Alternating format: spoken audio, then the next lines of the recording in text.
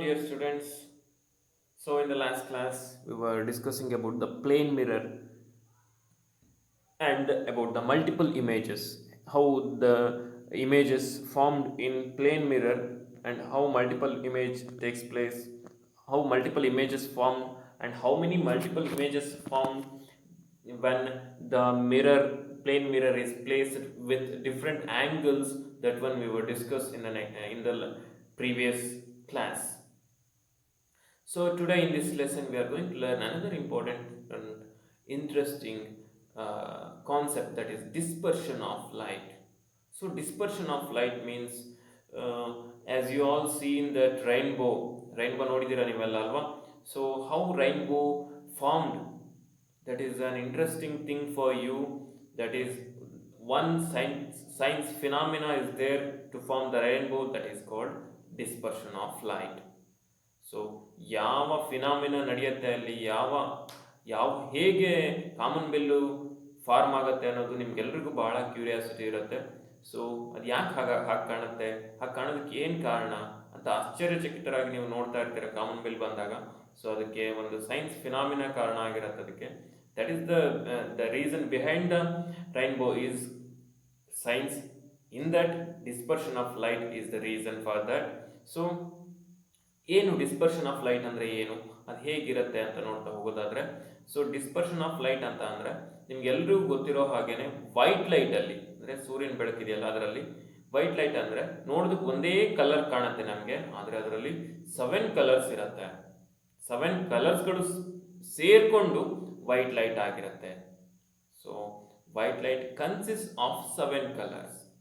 ನೋಡೋದಕ್ಕೆ ಮಾತ್ರ ಒಂದೇ ಕಲರ್ ಇದೆ ಅಥವಾ ಏನು ಕಲರ್ ಇಲ್ಲ, ಬೆಳಕಲ್ಲಿ ಏನು ಕಲರ್ಸೇ ಇಲ್ಲ ಅಂತ ಅನ್ಬೋದು ನಾವು. But it's not like that. It is the mixture of 7 colours.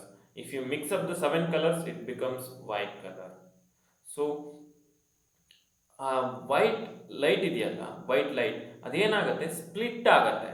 Divide ಆದಾಗ ನಮಗೆ 7 ಕಲರ್ಸ್ ಕಾಣುತ್ತೆ. ಸೊ ಆ ಡಿವೈಡ್ ಆಗೋದನ್ನೇ ನಾವೇನಂತ ಕರಿತೀವಿ, ಡಿವೈಡ್ ಆಗುವಂಥ ಪ್ರೋಸೆಸ್ಸನ್ನು ನಾವೇನಂತ ಕರಿತೀವಿ, ಅಥವಾ the white light splits into 7 colors, that is called dispersion of light. ಆ 7 ಕಲರ್ಸ್ ಆಗಿ ಡಿವೈಡ್ ಆಗುತ್ತೆ. ಸೊ ಹಾಗಾದ್ರೆ ಎಲ್ಲಿ ಸಹ ಡಿವೈಡ್ ಆಗುತ್ತೆ, ಯಾವಾಗ ಡಿವೈಡ್ ಆಗುತ್ತೆ, ಯಾಕೆ ಡಿವೈಡ್ ಆಗುತ್ತೆ ಅಂತ ಕೇಳಿದ್ರೆ ಎಲ್ಲ ಟೈಮಲ್ಲೂ ಆ ರೀತಿ ಆಗಲ್ಲ. It divides when under certain conditions it undergo splitting. The process of splitting up of white light into 7 colors is called dispersion of light. So ನಮ್ಮ ಲ್ಯಾಬಲ್ಲಿ ಒಂದು ಗ್ಲಾಸ್ ಪ್ರಿಸಮ್ ಅಂತ ಇದೆ. ಗ್ಲಾಸ್ ನಿಮ್ಮ ಚಿತ್ರದಲ್ಲಿ ಕೆಳಗಡೆ ಇಲ್ಲಿ ಕಾಣಿಸ್ತಾ ಇದೆಯಲ್ವಾ? ಸೊ ಇದು ಗ್ಲಾಸ್ ಪ್ರಿಸಮ್, ಇದ್ರ ಬಗ್ಗೆ ನಾನು ಹೇಳ್ತೀನಿ ಮತ್ತೆ. ಇಲ್ಲಿ ಕಾಣಿಸ್ತಿದೆಯಲ್ಲ, ಅದ್ರ ಮುಖಾಂತರ ನಾವು ಲೈಟನ್ನು ಪಾಸ್ ಮಾಡಿದರೆ, ವೈಟ್ ಲೈಟನ್ನು ಪಾಸ್ ಮಾಡಿದರೆ ಅದು 7 ಕಲರ್ಸ್ ಆಗಿ ಡಿವೈಡ್ ಆಗುತ್ತೆ. ಆ ಪ್ರೋಸೆಸ್ಸನ್ನೇ ನಾವು ಡಿಸ್ಪರ್ಷನ್ ಅಂತ ಕರಿತೀವಿ. ಸೊ ಅದು ಯಾವುದಾದ್ರು ಯಾವ್ಯಾವ ಕಲರ್ಸ್ ಆಗಿ ಡಿವೈಡ್ ಆಗುತ್ತೆ ಸರ್ ಅಂತ ಅಂದರೆ, ನೀವು ಈಸಿಯಾಗಿ ನೆನ್ಪಿಟ್ಕೊಳೋದಕ್ಕೆ ಈ ಲೆಟರ್ಸ್ನ ನೆನ್ಪಿಟ್ಕೊಬೇಕು. VIBGYOR ಅಂತ, ವಿಬ್ಗಯಾರ್ ಅಂತ ಕರಿತೀವಿ. It is very famous. That is it indicates these colours.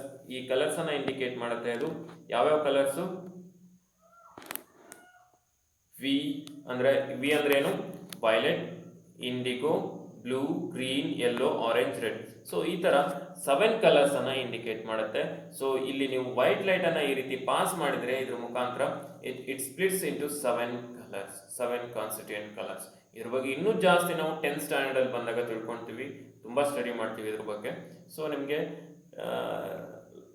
ಸ್ವಲ್ಪ ಬ್ರೀಫ್ ಆಗಿ ಇದೆ ಅಷ್ಟೇ. So you have to remember what is dispersion and what are the colours which undergo after dispersion, that means after splitting.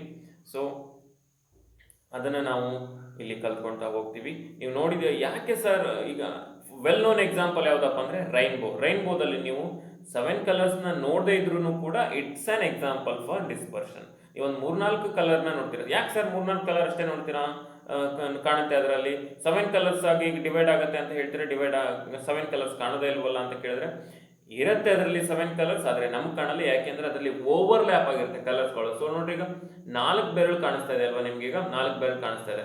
So ಈಗ ನೋಡ್ರಿ, ನಿಮಗೆ ಎಷ್ಟು ಬೆರಳು ಕಾಣಿಸ್ತಾ ಇದೆ? You can look only 2 fingers. So ಈಗ 4 ಫಿಂಗರ್ಸ್ ಇತ್ತು ಅಂದ್ರೆ ಈಗ ಏನಾಗಿದೆ, you can see only 2 fingers. Because ಇನ್ನ 2 ಫಿಂಗರ್ಸ್ ಇಲ್ಲ ಅಂತನಾ? ಇದೆ ಅಲ್ವಾ. ಆದ್ರೆ ಏನಾಗಿದೆ, ಅವು ಓವರ್ಲ್ಯಾಪ್, ಒಂದರಿಂದ ಒಂದು ಸೇರ್ಕೊಂಡ್ಬಿಟ್ಟಿದೆ, ಓವರ್ಲ್ಯಾಪ್ ಆಗಿದೆ. ಹಾಗೇನೆ ನಮಗೆ ಕಾಮನ್ ಬಿಲ್ಲಲ್ಲೂ ಕೂಡ 7 ಕಲರ್ಸ್ ಇದ್ರೂ ಕೂಡ ಅವು ಏನಾಗಿರ್ತವೆ, ಓವರ್ಲ್ಯಾಪ್ ಆಗಿರ್ತವೆ, ಒಂದರಿಂದ ಒಂದು ಸೇರ್ಕೊಂಡಿರುತ್ತೆ. ಸರ್ ಮತ್ತೆ ಇಲ್ಲಿ ನೀವೇನ್ ಹೇಳಿದ್ರಿ, ಪ್ರಿಸಮ್ನ ಮುಖಾಂತರ ಲೈಟ್ ಪಾಸ್ ಮಾಡಿದಾಗ, ವೈಟ್ ಲೈಟ್ ಅನ್ನ ಪಾಸ್ ಮಾಡಿದಾಗ 7 ಕಲರ್ಸ್ ಆಗಿ ಡಿವೈಡ್ ಆಗುತ್ತೆ ಅಂತ. ಮತ್ತೆ ಕಾಮನ್ ಬಿಲ್ ಅಲ್ಲಿ ಲೈಟ್ ಬರ್ತಾ ಇರ್ಬೇಕಾ, ನಮ್ಗೆ ಸೂರ್ಯನಿಂದ ಬೆಳಕು ಭೂಮಿಗೆ ಬರ್ಬೇಕಾದ್ರೆ ಅಲ್ಲಿ ಏನಾಗುತ್ತೆ ಸರ್, ಅಲ್ಲಿ ಯಾಕೆ ಕಾಮನ್ ಬಿಲ್ಲು ಅಥವಾ ಲೈಟ್ ಯಾಕೆ ಸ್ಪ್ಲಿಟ್ ಆಗಬೇಕು, ಕಾಮನ್ ಬಿಲ್ ಯಾಕೆ ಕಾಣಬೇಕು ಅಂತ ಅಂದ್ರೆ, ಅಲ್ಲಿ ಒಂದು ಫಿನಾಮಿನಾ ನಡೆಯುತ್ತೆ. ಏನಪ್ಪಾ ಅಂದ್ರೆ, ರೈನ್ ಬರ್ತಾ ಇರ್ಬೇಕಾದ್ರೆ, ಅಂದ್ರೆ ವಾಟರ್ ಡ್ರಾಪ್ಲೆಟ್ಸ್ ಇದ್ದಾಗ, ವಾಟರ್ ಡ್ರಾಪ್ಲೆಟ್ಸ್ ನ ಮುಖಾಂತರ ಲೈಟ್ ಪಾಸ್ ಆದಾಗ, when light enter into the water droplets, it splits into 7 colors. ಆ ಪ್ರತಿಯೊಂದು ವಾಟರ್ ಡ್ರಾಪ್ಲೆಟ್ಸ್ ಒಂದೊಂದು ಪ್ರಿಸಮ್ ಆಗಿ ಕೆಲಸ ಮಾಡುತ್ತೆ ಡಿಯರ್ ಸ್ಟೂಡೆಂಟ್ಸ್. ಇದೊಂದು ಪ್ರಿಸಮ್ ಇದೆಯಲ್ಲ, ಇಲ್ಲಿ ಚಿತ್ರದಲ್ಲಿ ಕಾಣಿಸ್ತಾ ಇದೆಯಲ್ಲ ನಿಮ್ಗೆ ಪ್ರಿಸಮ್. ಸೊ ಈ ತರದ ಒಂದೊಂದು ವಾಟರ್ ಡ್ರಾಪ್ಲೆಟ್ಸ್ ಕೂಡ ಪ್ರಿಸಮ್. ನೀವು ಕಾಮನ್ ಬಿಲ್ ಅನ್ನ ಸಾಮಾನ್ಯವಾಗಿ ನೋಡೋದು ಯಾವಾಗಪ್ಪ ಅಂತ ಅಂದ್ರೆ, ಮಳೆ ಬಂದಾಗ, ಅಥವಾ ಮಳೆ ಬರ್ತಾ ಇರುವಾಗ, ಅಥವಾ ಬಿಸಿಲು ಮತ್ತೆ ಮಳೆ ಒಟ್ಟಿಗೆ ಬರುವಾಗ. ಒಮ್ಮೊಮ್ಮೆ ಬಿಸಿಲು ಮತ್ತೆ ಮಳೆ ಒಟ್ಟಿಗೆ ಬರುತ್ತೆ, ಅವಾಗ ಸೂರ್ಯನ ಬೆಳಕು ಮತ್ತೆ ಮಳೆ ನೀರು, ಅಂದ್ರೆ ಮಳೆಯ ಡ್ರಾಪ್ಸ್, ವಾಟರ್ ಡ್ರಾಪ್ಲೆಟ್ಸ್ ನ ಜೊತೆಗೆ ಲೈಟ್ ಸೇರ್ಕೊಂಡು ವಾಟರ್ ಡ್ರಾಪ್ಲೆಟ್ಸ್ ಒಳಗೆ ಲೈಟ್ ಹೋದಾಗ ಏನಾಗುತ್ತೆ, ಏನಾಗುತ್ತೆ, ಅದು ವೈಟ್ ಲೈಟ್ ಇದ್ದು splits into 7 colours, that forms the rainbow. ಇಲ್ಲಿ ನೋಡ್ರಿ, ನಿಮ್ಗೆ ಚಿತ್ರದಲ್ಲಿ ಕಾಣಿಸ್ತಾ ಇದೆ, ವೈಟ್ ಲೈಟ್ ಏನಾಗ್ತಾ ಇದೆ, ಇಲ್ಲಿ ಎಂಟರ್ ಆಗುತ್ತೆ ವಾಟರ್ ಡ್ರಾಪ್ಲೆಟ್ಸ್ ನ ಮುಖಾಂತರ. ಸನ್ನಿಂದ ಬರುವಂತ ವೈಟ್ ಲೈಟ್ ಎಂಟರ್ ಆಗಿ ಅದು ರಿಫ್ರಾಕ್ಷನ್ ಆಗುತ್ತೆ. ಇದ್ರ ಬಗ್ಗೆ ಎಲ್ಲ ಮುಂದೆ ಓದ್ತೀವಿ ನಾವು, ರಿಫ್ರಾಕ್ಷನ್ ಅಂತ. ಇದು ಒಂದು ಪ್ರಿಸಮ್ ಆಗಿ, ನಮ್ಮ ಲ್ಯಾಬ್ ಅಲ್ಲಿ ಗ್ಲಾಸ್ ಪ್ರಿಸಮ್ ಇದೆ, ಆ ತರ ಇದೊಂದು ಪ್ರಿಸಮ್ ಆಗಿ ಕೆಲಸ ಮಾಡ್ತು, ಒಂದು ವಾಟರ್ ಡ್ರಾಪ್ಲೆಟ್. ಸೊ ಅದು ರಿಫ್ರಾಕ್ಷನ್ ಆಗಿ ಡಿವೈಡ್ ಆಗಿ ನೋಡಿ 7 ಕಲರ್ಸ್ ಆಗಿ ಹೊರಗಡೆ ಬರುತ್ತೆ. ಇದೇ ನಮಗೆ ಕಾಮನ್ ಬಿಲ್ ಆಗಿ ಕಾಣುತ್ತೆ. ಸೊ ಹಾಗಾಗಿ ಕಾಮನ್ ಬಿಲ್ ಅನ್ನು ನೀವು ಸಾಮಾನ್ಯವಾಗಿ ಯಾವಾಗಲೂ ನೋಡೋದು ಮಳೆ ಬರುವಂತ ಟೈಮಲ್ಲಿ, ಮಳೆ ಬಂದು ಬಿಟ್ಟ ಮೇಲೆ ಮಳೆ ಬಂದು ಬಿಟ್ಟ ಮೇಲೆ ಬಿಸಿಲು ಬರುತ್ತಲ್ಲ, ಅವಾಗ ನೀವು ಕಾಮನ್ ಬಿಲ್ ಅನ್ನ ನೋಡ್ತೀರಾ, ರೈನ್ಬೋ ಅನ್ನ ನೋಡ್ತೀರಾ. So that is called dispersion of light. It splits into 7 colours. ಗೊತ್ತಾಗತ್ತಾ? ಡಿಸ್ಪರ್ಷನ್ ಅಂದ್ರೆ ಏನು ಅಂತ ಗೊತ್ತಾಯ್ತಲ್ವಾ? Take down the question, what is dispersion of light?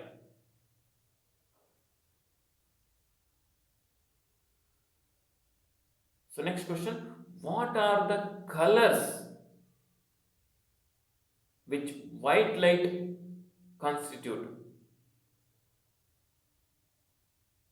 What are the colors which white light constitute?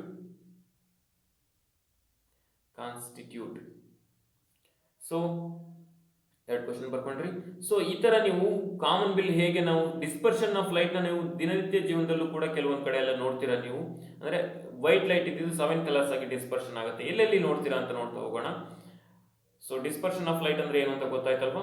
So ಎಲ್ಲೆಲ್ಲಿ ನೀವು ನೋಡಿದ್ದೀರಾ ಡಿಸ್ಪರ್ಷನ್ ಆಫ್ ಲೈಟ್ ಅಂತ ಅಂದ್ರೆ, ಫಾರ್ ಎಕ್ಸಾಂಪಲ್ ಇದು ನೋಡಿ, ಪ್ರಿಸಮ್, ಎಷ್ಟು ಚೆನ್ನಾಗಿದೆ ಚಿತ್ರ ಇದು.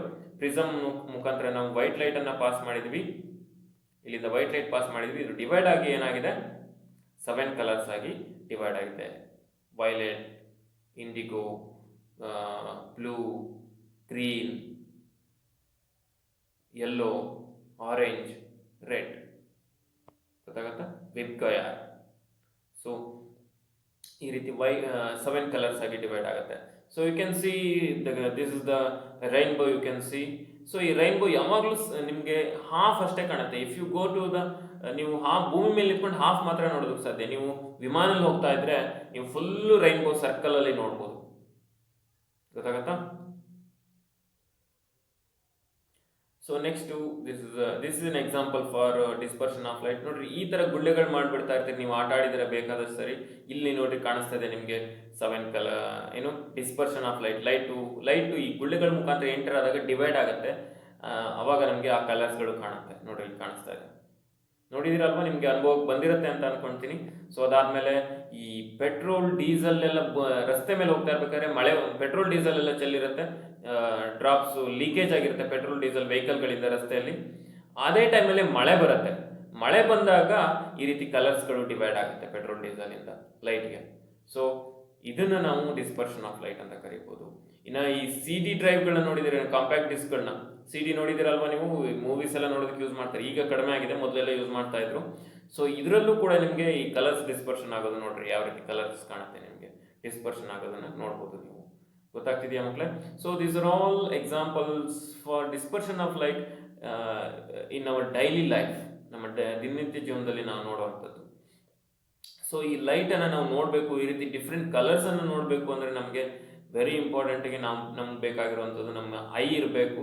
It's a sense organ to see the objects, to receives the vision ಅಲ್ವಾ. ನಮಗೆ 5 ಸೆನ್ಸ್ ಆರ್ಗನ್ಸ್ ಇದೆ: ear, nose, tongue, eye and skin. So ಇದರಲ್ಲಿ one of the sense organ is eye, which receives the vision and sends the messages to the brain.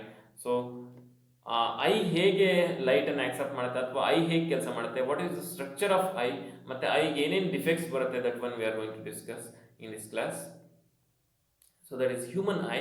So human eye ಹೇಗಿರುತ್ತೆ ಅಂತ ಏನೇನು parts ಇರುತ್ತೆ ಅಂತ ನೋಡ್ತಾ ಹೋಗೋಣ, ಅದು ಏನೇನು ಕೆಲಸ ಮಾಡುತ್ತೆ ಅಂತ ನೋಡ್ತಾ ಹೋಗೋಣ. ಇದನ್ನು ನಾವು ಮತ್ತೆ 10th ಸ್ಟ್ಯಾಂಡರ್ಡಲ್ಲಿ ಮತ್ತೆ ಡಿಟೇಲಾಗಿ ಓದ್ತಾ ಹೋಗ್ತೀವಿ. So look at some brief knowledge we should have about the eye. So human eye is a sense organ which helps us to see the object around us. ನಮ್ಮ ಸುತ್ತಮುತ್ತ ಇರುವಂಥ ಆಬ್ಜೆಕ್ಟ್ಸ್ ನೋಡೋದಕ್ಕೆ ಹೆಲ್ಪ್ ಮಾಡುತ್ತೆ, ನಿಮ್ಗೆ ಗೊತ್ತಾಯಿದೆ ಅದೆಲ್ಲ. So I ball is almost spherical. I ball ಇದು ಕಾಣುತ್ತಲ್ಲ, ಇದ್ರ ಒಳಗಡೆ ಫುಲ್ ಅದೊಂದು ಐ ಬಾಲ್ ಇದ್ದಂಗೆ ಇರುತ್ತೆ, ಸ್ಪೆರಿಕಲ್ ಶೇಪಲ್ಲಿ ಇರುತ್ತೆ, ಅಂದರೆ ರೌಂಡ್ ಇರುತ್ತೆ. So light enter the I with a transparent membrane. Light enter ಆಗುತ್ತಲ್ಲ, ಅದನ್ನೇ ನಾವೇನಂತ ಕರಿತೀವಪ್ಪ ಅಂದರೆ ಕಾರ್ನಿಯಾ ಅಂತ ಕರಿತೀವಿ. ಸೊ ಇಲ್ಲಿದೆ ನೋಡಿ. So this is cornea. Labelling ಮಾಡಿದರೆ ಕಾಣಿಸ್ತಾ ಇದೆಯಲ್ಲ, ಫಸ್ಟ್ ಬ್ಲೂ ಲೈನ್ಸ್ ಕಾಣುತ್ತಲ್ಲ, ಅದನ್ನು ನಾವು ಕಾರ್ನಿಯಾ ಅಂತ ಕರಿತೀವಿ. ಲೈಟ್ ಎಂಟರ್ ಆಗುತ್ತೆ ಅಲ್ಲಿಂದ. ಕಣ್ಣೊಳಗೆ ಲೈಟ್ ಹೇಗೆ ಎಂಟರ್ ಆಗುತ್ತೆ, ಕಾರ್ನಿಯಾದ ಮುಖಾಂತರ ಎಂಟರ್ ಆಗುತ್ತೆ. ಓಕೆನಾ. So next, behind the cornea through the transfer membrane, behind the cornea there is a muscular structure called iris. ಇಲ್ಲಿ ಬ್ಲಾಕ್ ಕಾಣುತ್ತಲ್ಲ, ಅದು ಐರಿಸ್ ಮಸ್ಕ್ಯುಲರ್ ಸ್ಟ್ರಕ್ಚರ್. ಕಾರ್ನಿಯಾದ ಹಿಂದೆ ಒಂದು ಮಸ್ಕ್ಯುಲರ್ ಸ್ಟ್ರಕ್ಚರ್ ಇದೆ, ಅದನ್ನು ನಾವು ಐರಿಸ್ ಅಂತ ಕರಿತೀವಿ. Which has the opening called pupil. ಅದರ ನಡುವೆ ಒಂದು ಓಪನಿಂಗ್ ಇದೆ, ಅದನ್ನು ನಾವೇನಂತ ಕರಿತೀವಿ, ಪ್ಯೂಪಿಲ್ ಅಂತ ಕರಿತೀವಿ. ನಾನು ಮಾರ್ಕ್ ಮಾಡ್ತಾ ತೋರಿಸ್ತಾ ಇದೀನಲ್ಲ, ಅದು ಪ್ಯೂಪಿಲ್. ಇಲ್ಲಿ ಕಾಣಿಸ್ ಲೇಬಲಿಂಗ್ ನೋಡ್ಕೊಡ್ರಿ. So that is pupil. ಇಲ್ಲಿದೆ ಪ್ಯೂಪಿಲ್. ಸೊ ಇದನ್ನ ಪ್ಯೂಪಿಲ್ ಅಂತ, ಇಲ್ಲಿ ಬ್ಲ್ಯಾಕ್ ಇದೆಯಲ್ಲ, ಇದು ಐರಿಸ್, ಅದರ ನಡುವೆ ಏನಿದೆ ಅದು ಓಪನಿಂಗ್, ಅದು ಪ್ಯೂಪಿಲ್. ಗೊತ್ತಾಗ್ತಿದೆಯಲ್ಲ, ಇದು ಪ್ಯೂಪಿಲ್. ಲೇಬಲಿಂಗ್ ಮಾಡಿದ್ದಾರೆ ಇಲ್ಲಿ ನೋಡಿ. ಸೊ ನೆಕ್ಸ್ಟ್ ಅದಾದ್ಮೇಲೆ ಪ್ಯೂಪಿಲ್ ಕಂಟ್ರೋಲ್ಸ್. ಪ್ಯೂಪಿಲ್ದು ಏನು ಕೆಲಸನಪ್ಪ ಅಂತ ಅಂದರೆ, ನೋಡ್ರಿ, ಇದು ಇಲ್ಲೆಲ್ಲ ಅವುಗಳ ಟೆಕ್ನಿಕಲ್ ವರ್ಡ್ಸ್ಗಳನ್ನ ನೆನ್ಪಿಟ್ಕೊಬೇಕು ನೀವು, ಅವುಗಳಿಗೆಲ್ಲ ಡೆಫಿನೇಷನ್ ಬರೀಬೇಕು. ಸೊ ಪ್ಯೂಪಿಲ್ದು ಏನಪ್ಪ ಕೆಲಸ ಅಂತ ಅಂದರೆ, so it controls the amount of light entering into the eye ಒಳಗೆ ಬರುವಂಥ ಅಮೌಂಟನ್ನು ಕಂಟ್ರೋಲ್ ಮಾಡುತ್ತೆ. ಅಮೌಂಟ್ ಎಷ್ಟು ಲೈಟ್ ಎಂಟರ್ ಆಗಬೇಕು ಅನ್ನೋದನ್ನ ಕಂಟ್ರೋಲ್ ಮಾಡುತ್ತೆ ಯಾವುದು, ಪ್ಯೂಪಿಲ್. ಸೊ ನೀವು ಒಂದೊಂದ್ಸರಿ ನೋಡ್ರಿ, ಸಿಕ್ಕಾಪಟ್ಟೆ ಬಿಸಿಲಿಂದ ಸೀದಾ ಒಂದೇ ಸರಿಗೆ ಮನೆ ಒಳಗೆ ಬಂದ್ಬಿಟ್ರೆ, ಬಿಸಿಲಲ್ಲಿ ಇರ್ತೀರಾ, ಜಾಸ್ತಿ ಬೆಳಕಿರುತ್ತೆ, ಒಂದೇ ಸರಿಗೆ ನೀವು ಮನೆ ಒಳಗೆ ಬಂದ್ಬಿಟ್ರೆ ಏನಾಗುತ್ತೆ, ನಿಮಗೆ ಫುಲ್ ಕತ್ಲಾದಂಗೆ ಅನ್ಸ್ಬಿಡುತ್ತೆ. ಒಂದೇ ಸರಿಗೆ ಮನೆಯೆಲ್ಲ ಫುಲ್ ಕತ್ಲಿದೆ ಅಂತ ಅನಿಸ್ಬಿಡುತ್ತೆ. ಸೊ ಯಾಕೆ ಹಂಗೆ ಅನ್ಸುತ್ತೆ ಅಂದರೆ, ನಿಮಗೆ ಸಿಕ್ಕಾಪಟ್ಟೆ ಲೈಟ್ ಎಂಟರ್ ಆಗ್ತಾ ಇರುತ್ತೆ, ಸಡನ್ನಾಗಿ ನಮ್ಮ ಪ್ಯೂಪಿಲ್ಗೆ ಆ ಲೈಟನ್ನು ಒಂದೇ ಸರಿಗೆ ಕಡಿಮೆ ಲೈಟ್ ಡಿಮ್ ಆಗಿಬಿಡುತ್ತೆ, ಅದನ್ನ ಕಂಟ್ರೋಲ್ ಮಾಡೋಕ್ಕಾಗಲ್ಲ, ಹಾಗಾಗಿ ನಿಮ್ಗೆ ಫುಲ್ ಕತ್ಲೆ ಆಗಿಬಿಡುತ್ತೆ. ಅದೇ ಆಮೇಲೆ ನೀವು ಫುಲ್ ಕತ್ಲಲ್ಲಿ ಇರ್ತೀರ, ಒಂದೇ ಸರ್ತಿ ಬೆಳಕಿಗೆ ಹೋಗ್ಬಿಡ್ತೀರಾ, ಅಥವಾ ಯಾರೋ ಟಾರ್ಚ್ ಆನ್ ಮಾಡ್ತಾರೆ, ಅಥವಾ ಕರೆಂಟ್ ಬರುತ್ತೆ, ನೀವು ಕತ್ಲಲ್ಲಿ ಕುತ್ಕೊಂಡಿರ್ತೀರ ರಾತ್ರಿ ಹೊತ್ತು, ಸಡನ್ ಆಗಿ ಕರೆಂಟ್ ಬರುತ್ತೆ, ಬ್ರೈಟ್ ಲೈಟ್ ಬಂದ್ಬಿಡುತ್ತೆ, ನಿಮ್ಗೆ ಸಡನ್ ಆಗಿ ಕಣ್ಣು ಬಿಟ್ಟು ನೋಡೋಕ್ಕಾಗಲ್ಲ, ಕಣ್ಣು ಮುಚ್ಕೊಂಡ್ಬಿಡ್ತೀರಾ ನೀವು ಅಲ್ವಾ. ನಿಮಗೆ ಇದೆಲ್ಲ ಅನುಭವ ಆಗಿದೆ. ಯಾಕೆಂದರೆ it controls the entry of amount of light into the eye. So ಅದು ಅಡ್ಜಸ್ಟ್ ಆಗೋಕ್ಕೆ ಸ್ವಲ್ಪ ಟೈಮ್ ಬೇಕಾಗತ್ತೆ. ಆ ಲೈಟನ್ನು ಅಮೌಂಟನ್ನು ಎಷ್ಟು ಒಳಗೆ ಕಳಿಸ್ಬೇಕು, ಎಷ್ಟು ಬಿಡಬೇಕು ಅನ್ನೋದನ್ನ ಸಡನ್ನಾಗಿ ಒಂದೇ ಸರಿಗೆ ಜಾಸ್ತಿ ಕಡಿಮೆ ಆಗುತ್ತಲ್ಲ, ಹಾಗಾಗಿ ಅದನ್ನು ಕಂಟ್ರೋಲ್ ಮಾಡೋದಕ್ಕೆ ಪ್ಯೂಪಿಲ್ಗೆ ಸ್ವಲ್ಪ ಟೈಮ್ ಬೇಕಾಗುತ್ತೆ, ಫ್ರಾಕ್ಷನ್ ಆಫ್ ಸೆಕೆಂಡ್ಸ್. ಸೊ ಹಾಗಾಗಿ ಆವಾಗ ನಿಮಗೆ ಒಂದೇ ಸರಿಗೆ ಆಬ್ಜೆಕ್ಟ್ಸನ್ನು ನೋಡೋದಕ್ಕೆ, ಸಡನ್ ಆಗಿ ನೋಡೋದಕ್ಕೆ ಆಗಲ್ಲ. So that is the function of pupil, which controls the amount of entry of light into the I.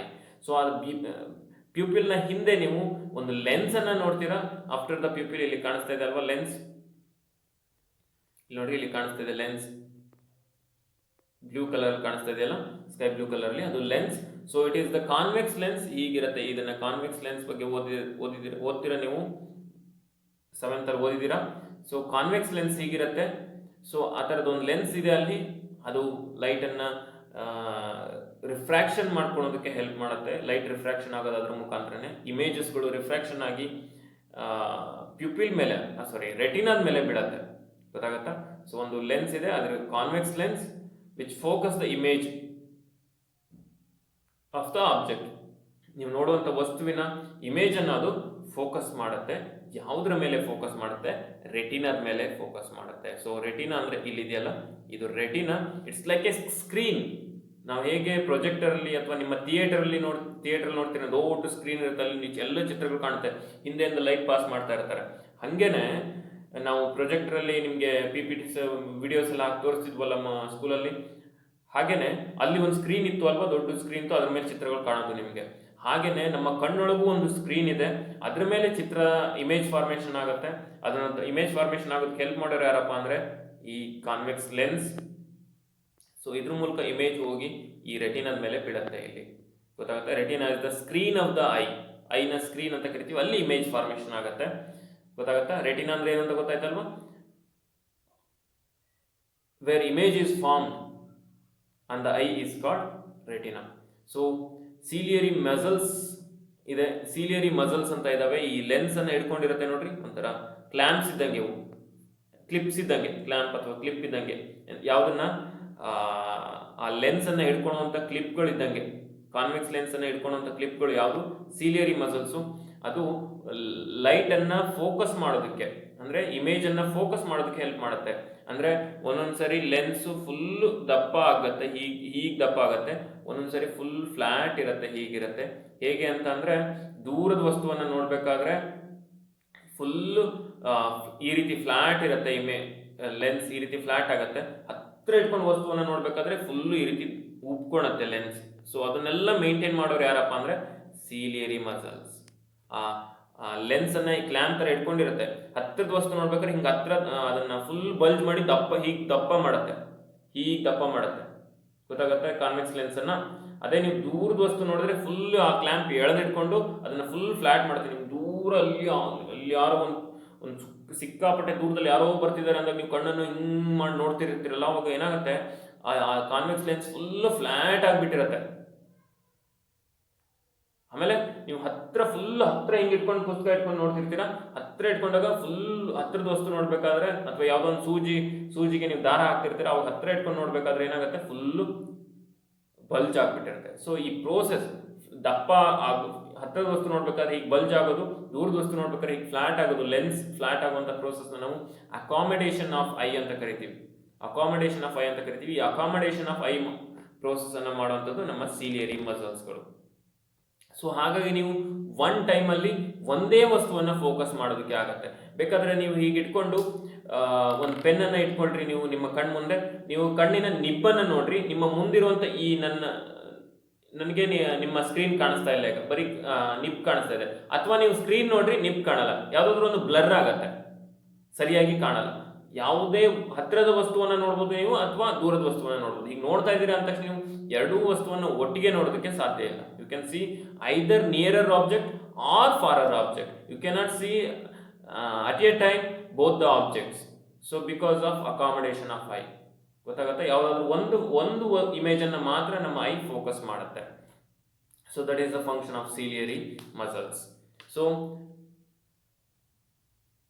it helps to the focus the object. So next retina ಮೇಲೆ ಆಬ್ಜೆಕ್ಟ್ಸ್ ಇಮೇಜ್ ಫಾರ್ಮೇಷನ್ ಆಗುತ್ತೆ. ಆ ರೆಟಿನಾದಲ್ಲಿ receptor cells ಅಂತ ಇರ್ತವೆ dear students. ಆ receptor cells ಗಳನ್ನ ನಾವು cones and rods ಅಂತ ಕರಿತೀವಿ. ಎಲ್ಲ ಸೆನ್ಸ್ ಆರ್ಗನ್ಸ್ ಅಲ್ಲಿ ರಿಸೆಪ್ಟಾರ್ಸ್, ಈ ಸ್ಕಿನ್ ಅಲ್ಲಿ ರಿಸೆಪ್ಟಾರ್ ಸೆಲ್ಸ್ ಇರುತ್ತೆ, ನಾವು 10th ಅಲ್ಲಿ ಓದ್ತೀವಿ ಇದ್ರ ಬಗ್ಗೆ. ನೋಸ್ ಅಲ್ಲಿ ರಿಸೆಪ್ಟಾರ್ ಸೆಲ್ಸ್ ಇರುತ್ತೆ, ಆಲ್ಫ್ಯಾಕ್ಟರಿ ನರ್ವ್ಸ್ ಅಂತ ಕರಿತೀವಿ ನಾವು ಅದನ್ನ. ಟಂಗ್ ಅಲ್ಲಿ ಟೇಸ್ಟ್ ಬಡ್ಸ್ ಇರುತ್ತೆ, ಅಲ್ಲಿ ರಿಸೆಪ್ಟಾರ್ ಸೆಲ್ಸ್ ಇರುತ್ತೆ. ಇನ್ನು ಇಯರ್ ಒಳಗಡೆ ಇದೆ ರಿಸೆಪ್ಟಾರ್ ಸೆಲ್ಸ್, ಕಾಕ್ಲಿಯಾ ಅಂತ ಇರುತ್ತೆ, ಅದೆಲ್ಲ ರಿಸೆಪ್ಟಾರ್ ಸೆಲ್ಸ್. ಹಾಗೇನೆ ಕಣ್ಣಲ್ಲೂ ಕೂಡ ರಿಸೆಪ್ಟಾರ್ ಸೆಲ್ಸ್ ಗಳು ಇದಾವೆ, ರೆಟಿನಾದಲ್ಲಿ ಇರುತ್ತೆ. ಇಮೇಜ್ ಅಲ್ಲೇ ತಾನೇ ಫಾರ್ಮೇಷನ್ ಆಗೋದು, ಅಲ್ಲಿ ರಿಸೆಪ್ಟಾರ್ ಸೆಲ್ಸ್ ಇರುತ್ತೆ. ಅವುಗಳು ಬಿದ್ದಂತ ಇಮೇಜ್ ಫಾರ್ಮೇಷನ್ ಆಗಿರುವಂತ ಇಮೇಜ್ ಅನ್ನು ಅದು ರಿಸೀವ್ ಮಾಡ್ಕೊಳುತ್ತೆ. ಅವುಗಳು ಯಾವುದಪ್ಪ ಅಂದ್ರೆ ರಾಡ್ಸ್ ಮತ್ತೆ ಕೋನ್ಸ್ ಅಂತ ಕರಿತೀವಿ. ರಾಡ್ಸ್ಗಳು sensitive to the bright light and colour, ಕೋನ್ಸ್ಗಳು ಸೆನ್ಸಿಟಿವ್ ಟು ಡಿಮ್ ಲೈಟ್. ಕೋನ್ಸ್ಗಳು ಏನಾಗಿರ್ತವೆ, ಡಿಮ್ ಲೈಟ್ಗೆ ಸೆನ್ಸಿಟಿವ್ ಆಗಿರುತ್ತೆ. ಡಿಮ್ ಲೈಟ್ ಅಂದ್ರೆ ಕಾಣಲ್ಲ ಅದಕ್ಕೆ, ಕೋನ್ಸ್ ಅಂದ್ರೆ ಬ್ರೈಟ್ ಲೈಟ್ ಅಂದ್ರೆ ಕಾಣಲ್ಲ. ಗೊತ್ತಾಗುತ್ತಾ? ಸೊ ಆ ರೀತಿ ರಾಡ್ಸ್ ಮತ್ತೆ ಕೋನ್ಸ್ ಅಂತ ರಿಸೆಪ್ಟಾರ್ ಸೆಲ್ಸ್ಗಳು ಇರುತ್ತೆ. ಅವುಗಳು ಮೆಸೇಜ್ ಅನ್ನು ರಿಸೀವ್ ಮಾಡಿ ಆಪ್ಟಿಕ್ ನರ್ವ್ಸ್ ಅಂತ, ರಾಡ್ಸ್ ಮತ್ತೆ ಕೋನ್ಸ್ ಇಲ್ಲಿರುತ್ತೆ. ಆಪ್ಟಿಕ್ ನರ್ವ್ಸ್ ಅಂತ ಇದೆ ನೋಡ್ರಿ ಇಲ್ಲಿ. ಈ ಆಪ್ಟಿಕ್ ನರ್ವ್ಸ್ಗೆ ಮೆಸೇಜ್ ಅನ್ನ ಸೆಂಡ್ ಮಾಡ್ತವೆ ಯಾರು, ರಾಡ್ಸ್ ಮತ್ತೆ ಕೋನ್ಸ್. ಇದು ಬ್ರೈನಿಗೆ, ಸೀದಾ ಬ್ರೈನಿಗೆ ಕನೆಕ್ಟ್ ಆಗಿರುತ್ತೆ. ಬ್ರೈನ್ ನೀವು ನೋಡುವಂತ ಇಮೇಜ್ ಯಾವುದು ಅಂತದ್ದು ಇಂಟರ್ಪ್ರೇಟ್ ಮಾಡುತ್ತೆ, ಅಂದ್ರೆ ರಿಸಲ್ಟ್ ಅನ್ನ ಕೊಡುತ್ತೆ, ಡಿಸೈಡ್ ಮಾಡುತ್ತೆ. ಗೊತ್ತಾಗತ್ತಾ? So these are all the functions of the parts, these are all the structure and function of our eye. ನಮ್ಮ ಐನ ಸ್ಟ್ರಕ್ಚರ್ ಮತ್ತು ಫಂಕ್ಷನ್ ಇದಿಷ್ಟು ಅರ್ಥ ಆಗ್ತಿದೆ ಅಲ್ವಾ? ಸೊ ಐ ಹೇಗೆ ಕೆಲಸ ಮಾಡುತ್ತೆ ಅಂತ ತಿಳ್ಕೊಂಡ್ವಿ ನಾವು ಇಷ್ಟೊತ್ತು. ಇದೆಲ್ಲದಕ್ಕೂ ಕ್ವಶನ್ಸ್ನ ಬರ್ಕೊಬೇಕು. Take down all the definitions. ಏನೇನು? Write the definitions for the following.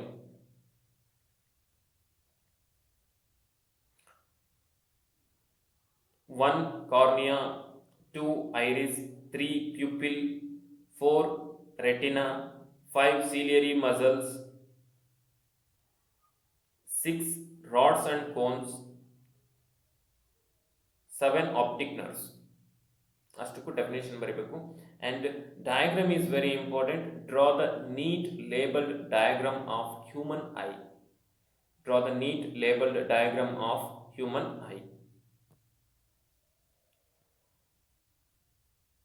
So ಇದಿಷ್ಟು structure and function of the human eye. ಅರ್ಥ ಆಗಿದೆ ಅಲ್ವಾ? ಹ್ಯೂಮನ್ ಐ ಏನೇನಿರುತ್ತೆ, ಏನೇನು ಪಾರ್ಟ್ಸ್ ಇರುತ್ತೆ, ಅದು ಹೇಗೆ ಕೆಲಸ ಮಾಡುತ್ತೆ ಅಂತ ಇನ್ನೂ ತುಂಬಾ ಇದೆ. ಡೀಟೇಲ್ ಆಗಿ ಇಷ್ಟು ಸಾಕು ನಿಮಗೆ 8th ಸ್ಟ್ಯಾಂಡರ್ಡಲ್ಲಿ. So in detail we are going to study in the 10th standard.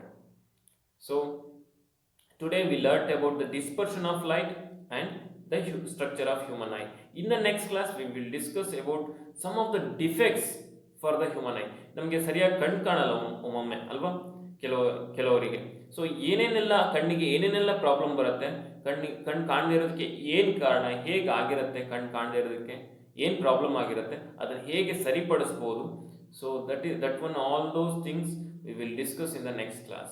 I hope you all understood today's lesson. If you are having any doubts, you can ask the questions in your group and we are going to answer that. So thank you.